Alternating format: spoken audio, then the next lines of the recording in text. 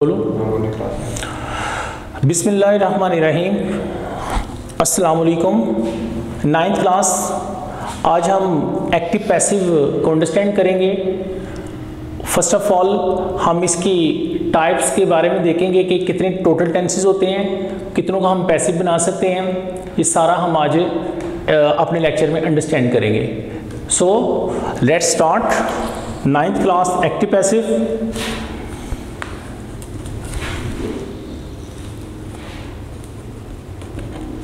एक्टिवाइज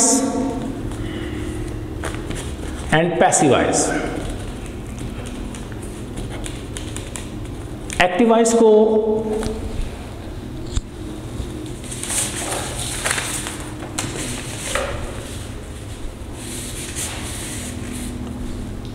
एक्टिवाइज को उर्दू में बोलते हैं फेल मारूफ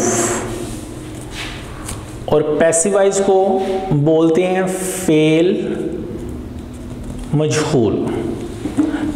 बेसिकली एक्टिव पैसिव होते क्या हैं? फॉर एग्जांपल इसके लिए हम फर्स्ट ऑफ ऑल एक एग्जांपल को अंडरस्टैंड करते हैं। जैसे ही इज प्लेइंग क्रिकेट, वो क्रिकेट खेल रहा है। ये प्रेजेंट कॉन्टिन्यूअस टेंस है, वो क्रिकेट खेल रहा है। अब जब हम इसको पैसिव में कन्वर्ट करेंगे तो ये होगा cricket is being played by him। अब अगर इसकी ट्रांसलेशन पे गौर करें, he is playing cricket, वो क्रिकेट खेल रहा है। Cricket is being played by him, cricket उससे खेली जा रही है। क्रिकेट उससे खेली जा रही है। असल में बेटा इसमें अंडरस्टैंड करने वाली बात यह है कि पैसिव के अंदर लफ्ज जा का एडिशन हो जाएगा। Cricket is being played by him, cricket उससे खेली जा रही है। और पैसिव में ये बाय, ये पैसिवाइज की पहचान है, इसकी रिकग्निशन है कि पैसिव में हमेशा बाय आता है। और आगे जब हम इसकी डेफिनेशंस को पढ़ेंगे, इसकी कंडीशंस को, इसकी शराइत को पढ़ेंगे, उसमें हमें पता चलेगा कि ऑब्जेक्ट को सब्जेक्ट में चेंज करते हैं, सब्जेक्ट को ऑब्जेक्ट बना देते हैं, फॉर्म कौन सी लगाती हैं, इसका सिंटैक्स क्या होता है। ये जस्ट एक आपको अभी जस्ट इसका एक डेमो दिया है। So let's start active and passive.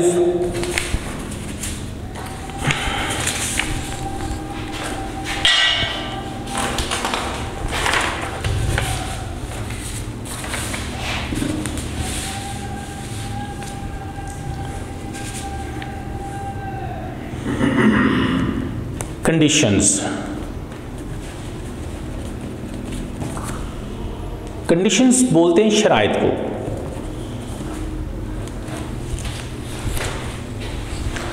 तो एक्टिवाइज फिक्रे को पैसिवाइज में बदलने के लिए, एक्टिवाइज फिक्रा को पैसिवाइज में बदलने के लिए कुछ कंडीशंस हैं।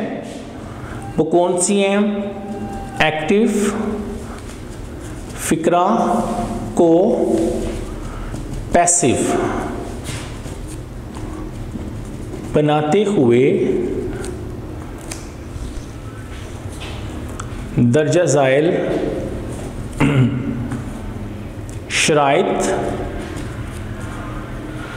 को मद्देनज़र रखते हैं। ये बहुत ज़्यादा वाइटल है। जैसे किसी बिल्डिंग को बनाने के लिए इसकी फाउंडेशन को रखना बहुत ज़रूरी होता है। इसीलिए इसी तरह जब आपने एक्टिव पैसिव को अंडरस्टैंड करना है तो ये शराइत, ये कंडीशन जो है ना, ये बड़ी प्रीपेचुअल है, बहुत ज़्यादा वाइटल है। इसमें हम नंबर 1 में जो कंडीशन नंबर 1 है वो है सब्जेक्ट को ऑब्जेक्ट में तब्दील करते हैं और जबकि ऑब्जेक्ट को सब्जेक्ट में तब्दील करते हैं या बदलते हैं। ये कंडीशन नंबर 1 है। अब बेटा इसमें कंडीशन नंबर 2, ऑब्जेक्ट के फौरन बाद HV। अब HV क्या है? HV की फुल फॉर्म है हेल्पिंग वर्ब्स। हेल्पिंग वर्ब्स जिसको ऑक्सिलरीज भी बोलते हैं। ये इंग्लिश ग्रामर में टोटल 21 है। अभी मैं आपके सामने प्रोनाउंस करूंगा इनको। जैसे नंबर 1 इज, एम, और, was, were, has, have, had, will, shall, can, could, should, would, must, ought और lastly do, does, did। ये सारे के सारे total number of helping verb जो है ना वो 21 है। अब मैं ऑब्जेक्ट के फौरन बाद HV यानी हेल्पिंग वर्ब लगाते हैं। नंबर 3 पे HV, जैसा कि मैं पहले भी बता चुका हूं, HV को हेल्पिंग वर्ब बोलते हैं। HV को हेल्पिंग वर्ब बोलते हैं। हेल्पिंग वर्ब के फौरन बाद थर्ड वर्ब शर्त है। हेल्पिंग वर्ब के फौरन बाद यानी तीसरी फॉर्म लगानी है आपने। हेल्पिंग वर्ब के फौरन बाद तीसरी फॉर्म यानी थर्ड फॉर्म शर्त है। नंबर 4 जो है ना, नंबर 4 पैसिव बनाते वक्त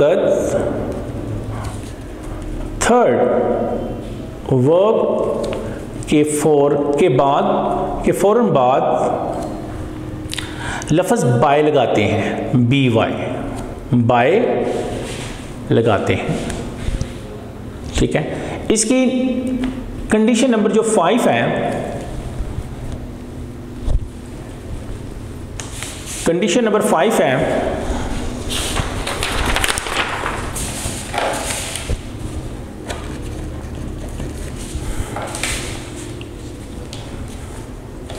pronounce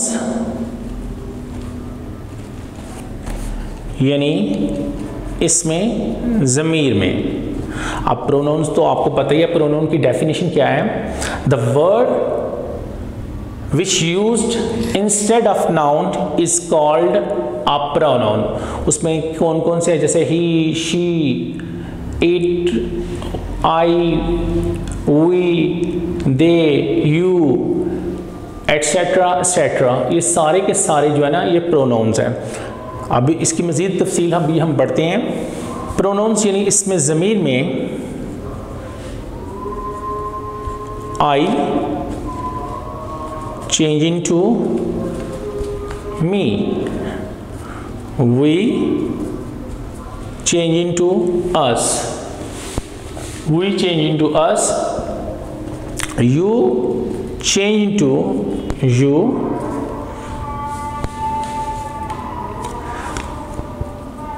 he change into him,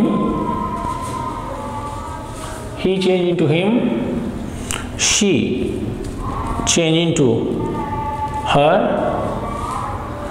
they change into them, it change into it, और नाउन चेंज इनटू नाउन। ठीक है। ये फर्स्ट हमने ब्लॉक बनाया है, ये वाला कॉलम। अगर इसको कोई नाम देना हो तो ये सब्जेक्टिव केस है, ये सारे के सारे आपके सब्जेक्ट्स हैं, सब्जेक्टिव केस। और ऑन द अदर हैंड जो हमने जिसमें कन्वर्ट किया है ये सारे ये ऑब्जेक्टिव केस हैं। इसको बोलते हैं फाइली हालत,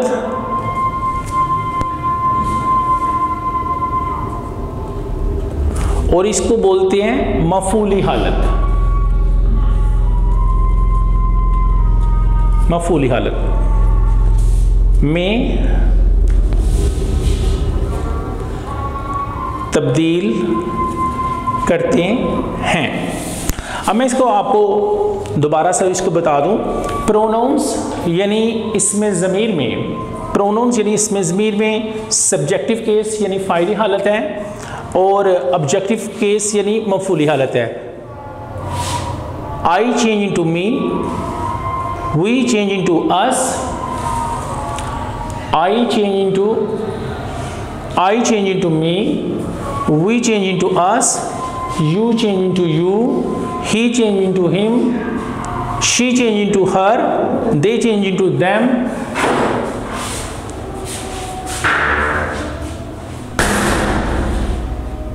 it change into it, noun change into noun में तब्दील करते हैं। अब मैं ज़रा दोबारा से इसका व्यू आपको बताना चाहता हूँ, दोबारा से इसको रिवाइज आपको अंडरस्टैंड करवाना चाहता हूं। जो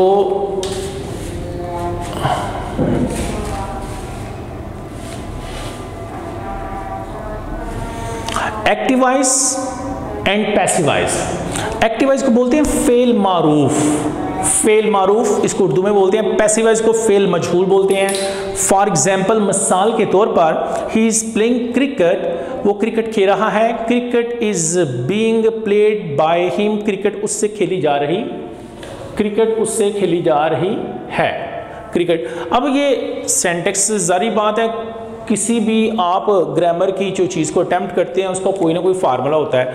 अब एक्टिवाइज का जो फार्मूला है, एक्टिवाइज का जो सेंटेक्स है, ये यहाँ हम लिखेंगे सेंटेक्सिस, इधर हम मेंशन करते हैं एक्टिव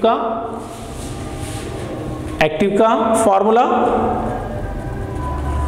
दूसरी साइड में हम लिखेंगे पैसिव का।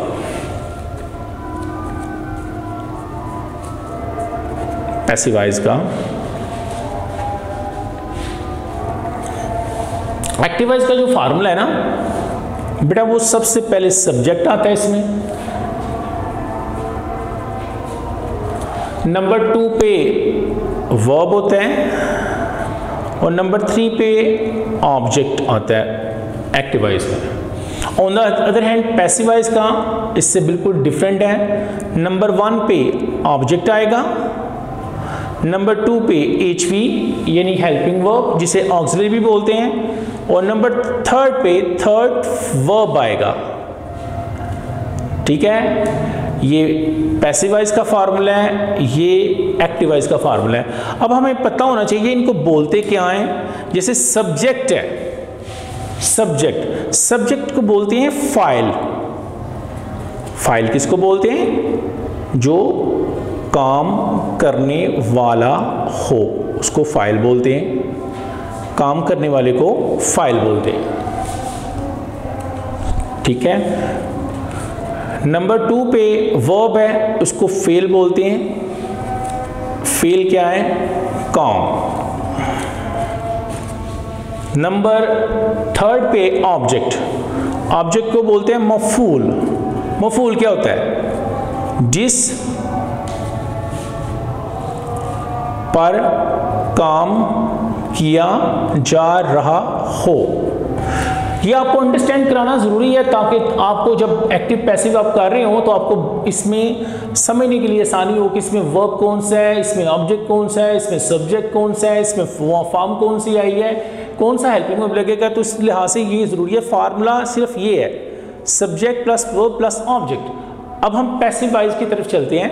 पैसिवाइज का सेंटेक्स क्या है? ऑब्जेक्ट को बोलते हैं जैसे मफूल, और उसका यहाँ मेंशन कर दिया हुआ है जिस पर काम किया जा रहा हो।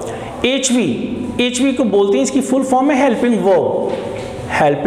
वर्ब, इसको बोलते हैं इमदादी अफ़आल या मददगार फेल, इसको उर्दू में ये बोलते हैं। लास्ट में थर्ड फॉर्म क्या है? तीसरी फॉर्म। जैसे तीसरी फॉर्म के लिए अगर कोई डेमो लेना हो, जैसे डू पहली फॉर्म होगी, डिड दूसरी फॉर्म होगी और डन जो है वो इसकी थर्ड फॉर्म होगी। Do first verb, did second verb और डन थर्ड वर्ब। इसी तरह जैसे गो पहली फॉर्म होती है, वेंट दूसरी फॉर्म होती है, गॉन थर्ड फॉर्म होती है। तो ये अभी हम इसका जस्ट डेमो दे रहे हैं आपको, ठीक है। अब नेक्स्ट जो हमने पहले पढ़ा था, इसकी कंडीशंस को दोबारा मैं रिवाइज करवाने लगा हूँ ताकि इसकी आपकी फाउंडेशन जो है ना वो काफ़ी ज़्यादा मजबूत हो जाए और आपको सेंटेंसेस करने में कोई प्रॉब्लम ना हो। कंडीशंस क्या हैं, शराइत क्या हैं?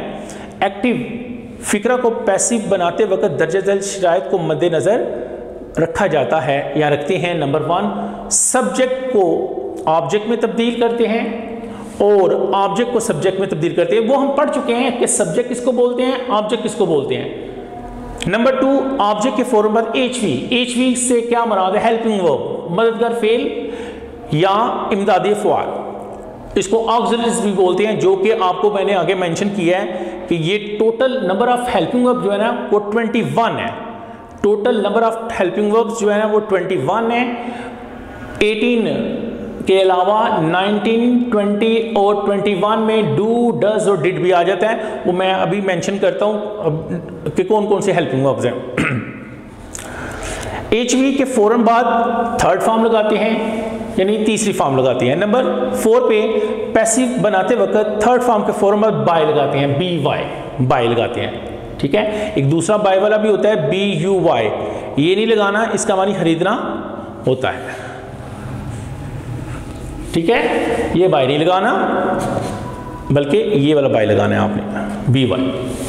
अच्छा, अब नंबर 5 पे जो प्रोनाउंस यानी इसमें ज़मीर है उसमें सब्जेक्टिव केस भी होता है और ऑब्जेक्टिव केस भी होता है। अब इसमें क्या है, सब्जेक्टिव केस और ऑब्जेक्टिव केस।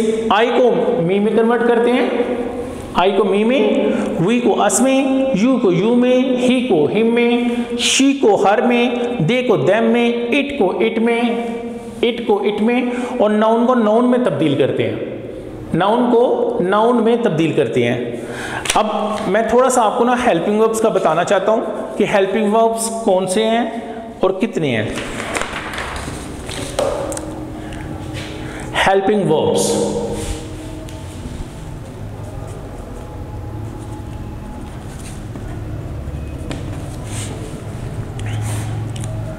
मददगार अफ़आल, ये बेसिकली टोटल नंबर ऑफ 21 है। नंबर 1, 2, 3, 4, 5, 6, 7, 8, 9, 10,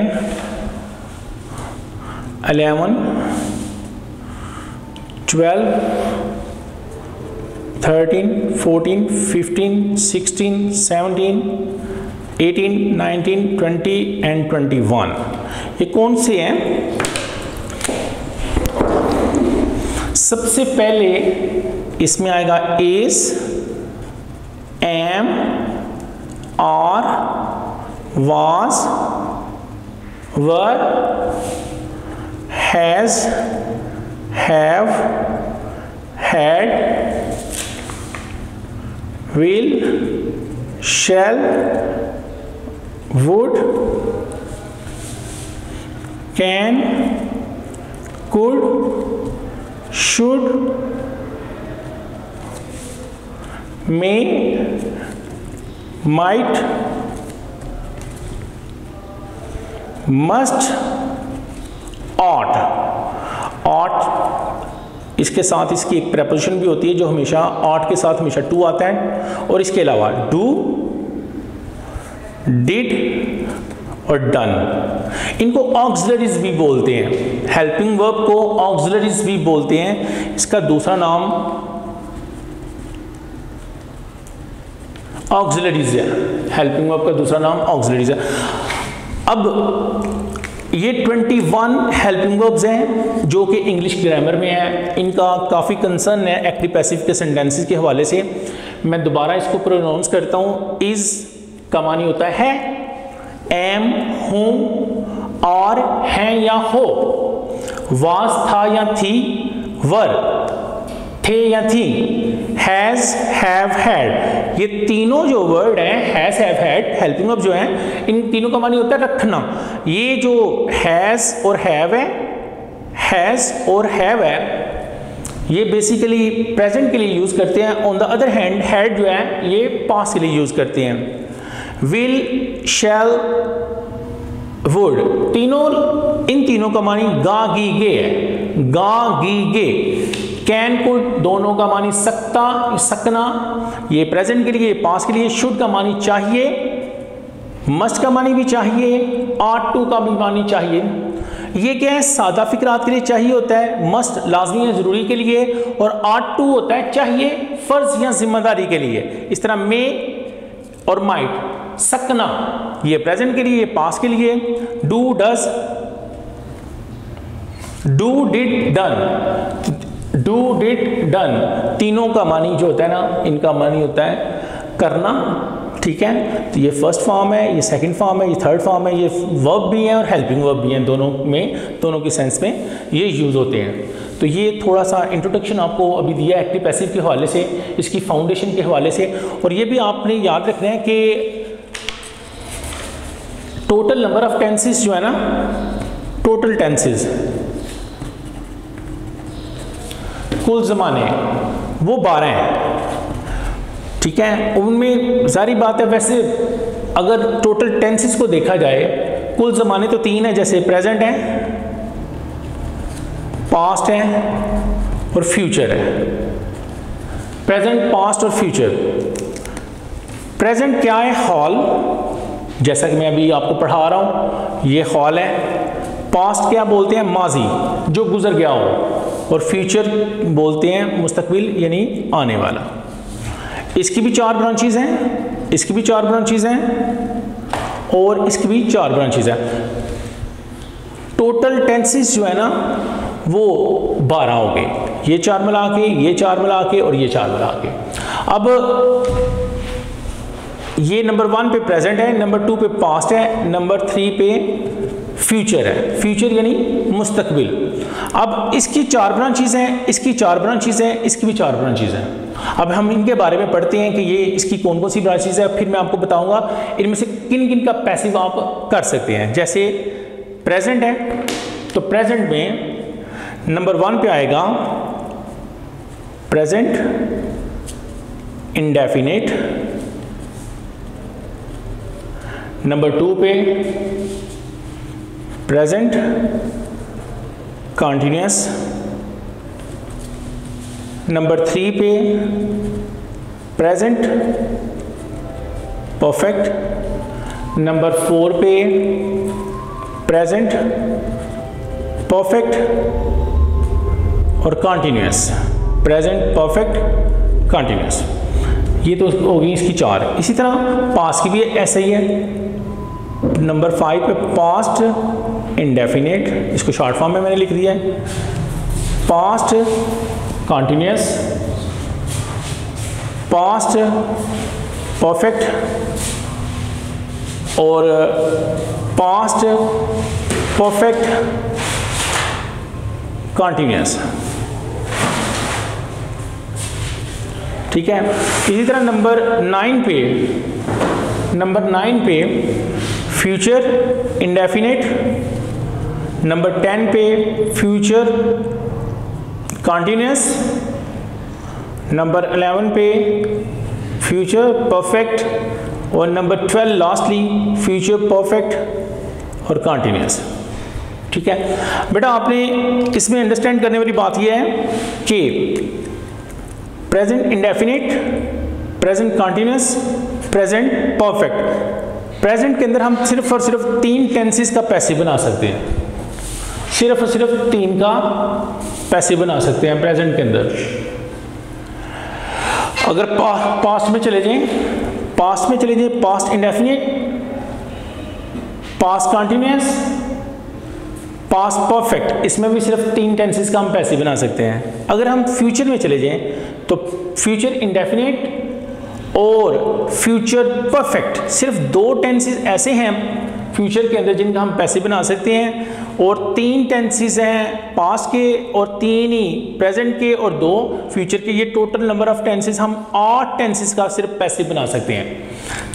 8 टेंसेस का सिर्फ हम पैसिव कर सकते हैं। अब मैं आपको इनको बता भी दूं, प्रेजेंट इंडेफिनिट को बोलते हैं फेल हाल मुतलिक, फेल हाल मुतलिक बोलते हैं।